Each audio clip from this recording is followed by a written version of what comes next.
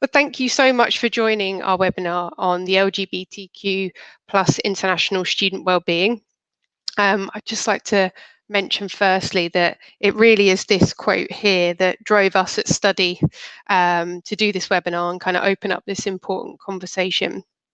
So just a little bit about me first. For those who didn't join our mental health webinar at the end of 2019, I'm Lucy. I head up our global partnership team here at Study. I'm also the qualified mental health first aider. And as well as working at Study, I've also volunteered at some charities who support LGBTQ plus rights. And this was sparked by my year abroad experience 10 years ago. Gosh. Yeah, that makes me feel super old. But I was living in Mexico, and the community there were being subjected to harassment and being discriminated against. So I decided to write my dissertation about it at university, and I'm now pleased to say they are protected by the law in Mexico, and this kind of passion for their human rights has stayed with me. We think it's really important to open up this conversation. There's lots of it in the news at the moment, and it's been good news as well. So the charity Stonewall, who champion their rights, have just announced this week that some of the UK universities have been included in their top 100 inclusive employers. So even some of our partner universities like York St John's have been included. So that's great news. And here at Study, at our Student Advice Centre, we have the privilege of being in contact with around 30,000 students a month, depending on the time of the year. And our team of counsellors, the students do confide in our counsellors about their mental health worries or worries about how they're going to be treated if they disclose their sexual orientation. So this really is a top priority for us. So we thought we'd discuss this topic and pass on a few tips and some knowledge, which we hope are helpful. If you have any ideas about any subjects that you want to hear webinars about in the future, please pop them in the chat box as well. We'd love to hear from you. So just a quick run through of the agenda. We're going to start by setting the scene and go through LGBTQ plus rights, some of which have been in the news lately, some factors which impact their well-being, go through a summary of 2 published reports, a UK focused one and a US focused one. We'll feed back some comments from our advice centre who speak to those students, and then some takeaways for you. We'll go through some best practices for you guys to think about. So it'll be about 20 minutes in total. We'd like to make it as interactive as possible, so we'll be asking a couple of questions during the webinar, which you can actually answer now by clicking on the tab at the bottom of your screen, and we'll share those results later on. So please have a go at that throughout the webinar. I think there's 3 questions there. And also, if you do have any questions, please use the Ask a Question button, which is along the bottom of the screen as well. And if we don't have time, we will email you all with a copy of this webinar and the answers to your questions as well. If you do have any special initiatives that you're running at the moment that have worked really well, that you're really proud of, please pop those in the chat box as well and share those. Anything to do with the LGBTQ plus students that you're supporting, whether it's making them feel welcome or supporting them with their mental health, whatever that is. And we'd love you guys to share anything that's worked really well with everyone on this webinar today. So let's start by setting the scene in a global context. And this is really important because the students that we talk to and we support and help enroll into university, and the guys that you are welcoming, they're from all over the world. So it's really important to do this because then it will start to help us focus and start to understand what's happening globally within the community. So, we can then start to understand the issues that the students might have faced before they arrive at the university host country. We can then start to work out if there's any trends linked to sexual orientation and mental health and well-being. And hopefully this will better allow us to empathise with our international students, whatever sexual orientation they are. So LGBTQ in the news in 2019, I mean, there were so many headlines. So I've just picked a few from around the world, some positive, some negative. So it was great that in the US, a record of 10 LGBTQ plus people took office as members of Congress. But then just up the road from us here in the UK, we're not too far from London South Bank, which is where the Thames are. So there was a hate crime against the community as well. So that is still continuing to happen. The map which you're looking at at the middle of this page is from ILGA, an organisation that I would suggest having a look at after this webinar if you're interested in it. It's a worldwide federation, and it has nearly 2,000 organisations over 150 countries which kind of champion and campaign for this community's human rights. So the map shows which parts of the world their rights are protected by the law of that country. So the dark blue countries, they're constitutionally protected by the law. And then as the blue fades into the reds and the browns, they are kind of less and less protected by the law.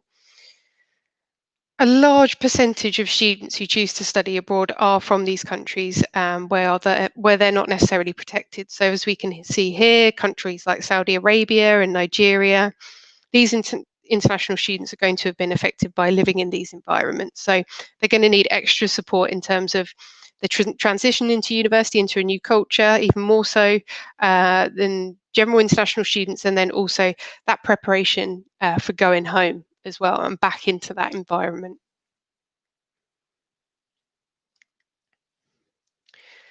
These statistics are in relation to the global population of the LGBTQ plus community. So these aren't just students. And this really highlights kind of the type of mental health conditions students might have as a result of discrimination. So what we can see here, self-harm, LGBTQ plus students are more likely to self-harm and are more at risk of suicidal behaviour than the non-LGBTQ plus people. And then suicide as well. Gay and bisexual men are 4 times more likely to attempt suicide across their lifetime. And this really shocked me. This was a lot higher than I thought it was. And depression, anxiety, they're 1.5 times more likely to develop in that community than the rest of the population. So I think these stats really highlight how at risk they are, and they're a lot higher than I probably expected. So then let's focus now on the students and what factors are actually affecting the well-being of the community of students. So we found 5 factors. So the first one is coming out. 2 in 5 LGBTQ plus students concealed their sexual orientation at university because they were afraid of discrimination. And I was chatting to one of my gay friends, and he said, coming out is actually something that someone does not just once in their lives. They are constantly coming out to different people in their lives. And this can put a strain on their well-being, this kind of constant disclosure that I think we can forget about when someone just tells us for the first time. The learning environment, if it's not supportive and welcoming, and they're 2 to 3 times more likely to consider leaving their course. Isolation is a factor as well. LGBTQ plus students, particularly trans students, face negative comments or conduct from university staff because of their identity, which is shocking. And bullying. 1/3 of LGBTQ students reported not feeling confident enough to report any abuse to university staff, and hate crime. So, only 37% of lesbian, gay, bisexual students feel completely safe on campus. So, of course, that should be 100%. So that is very low. So what are LGBTQ plus students looking for in a university? So we had a look at the Campus Pride report. So they were students looking to study in the US. So I'm not going to read them all out, I'll just pick up a couple. So visible signs of Pride was amongst the list. So, flags, lanyards, these are really quick changes that universities can make. So students feel more comfortable and safe, which will mean they're more likely to disclose any well-being issues like a mental health condition. And this is something quick that can be implemented. And if someone's wearing that rainbow lanyard, the student knows where they can actually go for advice and for help. Another thing that I thought was interesting as well was out university staff and at all levels of seniority within the university as well. And that's really what they're looking for.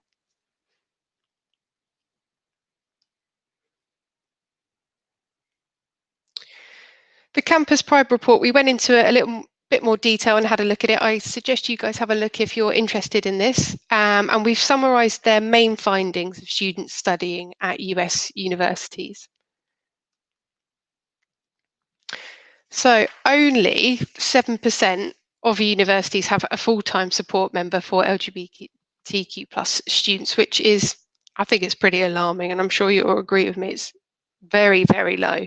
30% of LGBTQ plus students will consider dropping out of their studies because of the factors like bullying and poor mental health. A third, that's very high. And then, more than half, 63% of students are actually hiding their gender identity. 55% of universities have LGBTQ plus clubs and groups. That means that there's 45% that don't. So I think, again, that's extremely low. And worryingly, 43% of students are actually hiding their sexual identity. And only 10% of the students within the survey are actually identifying as being part of that community. So I think these are quite worrying stats that the survey has found. Because that was a US focus, we then had a look at a UK report as well. And I think anyone from around the world should definitely have a look at Student Minds, which is a mental health charity in the UK that are doing lots of projects within universities to support student mental health, whether that's international students or not. So we've picked out 4 important questions from their report, which was asking students in the LGBTQ plus community how they want to be supported and who do they go to for support. So the first one we wanted to show you was this question. So all respondents were asked to what extent they agree with the statement young LGBTQ plus people have higher rates of poor mental health, self-harm and suicide than their non-LGBTQ plus counterparts. And the majority of the people within this survey agreed with this statement, 93%. So this is clearly something universities should make a priority to focus on. Question 2, respondents were asked to what extent a peer support programme focused around mental health for students identifying as LGBTQ plus could be useful and beneficial for students. And they said yes, 89% of respondents would find that beneficial, and 77% of the recent graduates said they would have engaged with it if it had existed. So the idea of maybe starting to think about setting up a student-to-student support programme, because these students that were asked, think it would work really, really well. Something that, essentially they're asking for. They then asked the university students, who did they ask for emotional support and problems? And interestingly, 75% said they would go to a professional, and nearly 50% of students said they would go to their academic tutor. And I think there's lots of questions that arise from this as well. So do the LGBTQ plus students know the mental health professionals that work in the university? Do you guys know who they are? Are the academic tutors trained in mental health first aid? If half of the students are relying on them for emotional support. So these are all things to kind of start thinking about.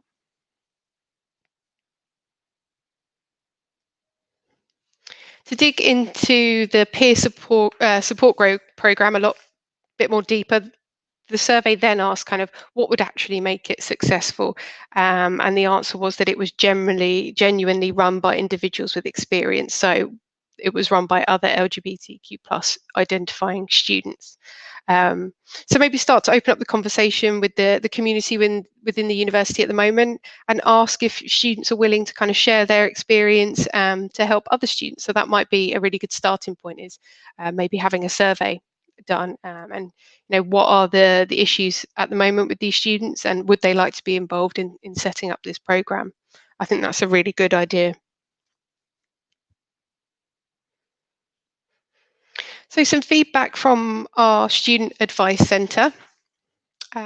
We have 35 counsellors that speak different languages within our advice centre, and then we help these students to enrol into universities all over the world. So I asked the team, one of the advisors, about any of the issues that the students had spoken to them about, and they came back with this quote. So most of our students come from very religious backgrounds where homosexuality is mostly unacceptable. So Asia, Africa and Saudi Arabia. So lots of the students that we help are from there. When they do disclose their sexual orientation to us, they often mention how excited they are to be studying in a welcoming and accepting country, but the anxiety of returning home is something that affects their mental health a lot. So it's the idea of maybe setting up a program to prepare students for going home and where they can go to in their home country for help and support. And kind of when do you actually start that process to um, help prepare a student to actually go home? Do you start it kind of within their last year?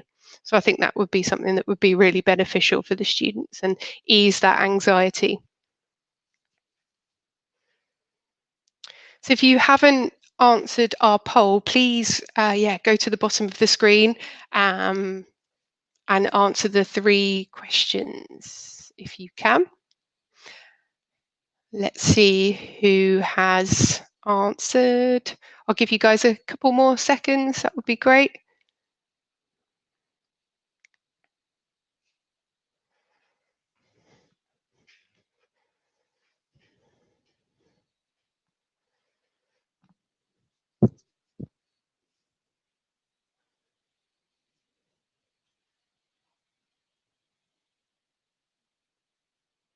Oh, sorry, Jenny's just said she can't tick multiple for question 2. Okay, don't worry. Thank you for letting us know. So we know the results from question 2 aren't going to be reliable, so don't worry about that. So for the first one, do you offer wellbeing services which are specifically for LGBTQ plus students? 50% of the webinar said yes, and 50% said no. So that's interesting. And do you think your university does enough to support LGBTQ plus students and their well-being? 85.7% said no. So I hope this webinar has given you some ideas, and we'll pop you the slides after as well, because it just shows that this is a conversation that should be happening, definitely. Thank you for that. In terms of the results for question 2, which inclusive signs and initiatives does your university have? If you've only ticked one, the most popular one that was ticked was those visible signs. So 62% of people said they've got lanyards and flags.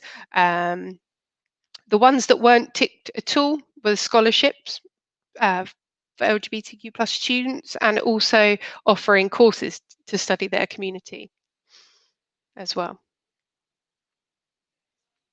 So, yep, I know you can't tick multiple. Sorry about that. That question hasn't worked. Thank you so much for answering the other 2 then, because I think that's really important. It's really shown that this conversation definitely needs to happen, with 85% of people thinking that their university can still do more to help these students. So for the final part of the webinar, we thought we'd give you some best practices, and we've got kind of 4 tips for you guys to take away. The first one is raising awareness. So be inclusive in your university's marketing message to students. You know, does it include a message to LGBTQ plus students? Join a network, maybe like Campus Pride or another one that you know of, or in a different country. Include scholarships geared towards these students. And also, when I was speaking to a university, they said it was really important that when they're at fairs, you know, where it is appropriate, depending on what country they're traveling to, is actually speak to students directly, and, you know, have that conversation about how welcoming they are and how much of a community there is on campus. I'd also engage with the local community as well, and get those charities and support groups on campus to you know, make friends and create a community on campus as well. So sharing support services, and that's at all different stages, I think, of the student journey. So if a student's already engaging with you, they've sent an inquiry, or they're just about to submit an application form, so kind of within that pre-arrival period, invite them to webinar sessions to reassure them that there is no stigma attached to any mental health issues, or, you know, LGBTQ students at all. So it would be great to start, because that might be the reason why a student chooses you over another university, because they know they will feel welcome and safe. So that's, you know, a pre-arrival tip, and then that should continue on arrival. Invite them to those support groups where you've also invited the community in your town or your city as well when they arrive. And then the idea of this peer-to-peer support groups where students are helping students. educate yourself on terminology. And this is a hard one. And I was speaking to some of my gay friends about it, and they said, don't worry if you get it wrong. The terminology is developing all the time and at a really, really fast pace. It's about trying. Use pronouns respectfully, of course, and then always treat how someone wants to be identified on an individual basis. So, for example, one of the students I spoke to said he finds queer offensive, but then his other friends identified as that. So it's definitely one to treat on an individual basis and really kind of listen to the word that that person is using. And the last tip, and probably one of the most important ones, because I think essentially it can save lives, is mental health first aiders, which are dedicated to LGBTQ plus students. So have fully trained mental health first aiders. We're all very familiar with first aid in general. Every workplace has a first aider for physical health. So it's now starting to think, right, okay, mental and physical health is linked. It's, they're both as important as each other. So this is especially important because of what we identified in the webinar before, that gay and bisexual men, so the male students, are 4 times more likely to commit suicide. So the courses are only kind of 1 to 2 days long, just like first aid in general. You can gain practice and knowledge about risk assessing people, how to signpost them correctly for help, and then how to approach asking someone if they've actually had suicidal thoughts. So how to actually open up that conversation. In the UK, it's organised by Mental Health First Aid, but then you can also train through charities like Rethink and Mind. So they're good charities to have a look at after the webinar, and I'm sure you'll have those as well in the States and wherever you are as well. So if you guys have any questions, please use the tab at the bottom, and we can get back to you on email and send you these slides so you've got a copy of them and you can start that conversation at your university. And then, yeah, I really hope this webinar has given you some ideas, and we'll be posting our next schedule for our next webinar next month very soon. So yeah, we hope to see you then, and have a lovely, lovely day, everyone.